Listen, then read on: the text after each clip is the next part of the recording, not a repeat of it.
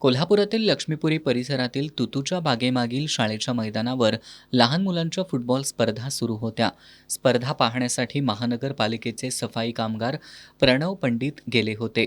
याचवेळी मयूर पवार, आतिफ सनदी, इलियास पटवेगार, प्रणव पवार यांच्यासह आणखी 3 ते 4 जण मैदानावर आले. काही समजण्याच्या आतच या तरुणांनी प्रणव पंडित यांच्यावर सशस्त्र हल्ला केला. हल्लेखोरांनी एडक्यासारख्या धारधार शस्त्रानं वार करण्याचा प्रयत्न केला, मात्र तो वार चुकवताना प्रणव पंडित यांनी तो वार हातावर झेलला. त्यामुळे पंडित यांच्या डाव्या हाताला गंभीर दुखापत झाली असून हात फ्रॅक्चर झालाय.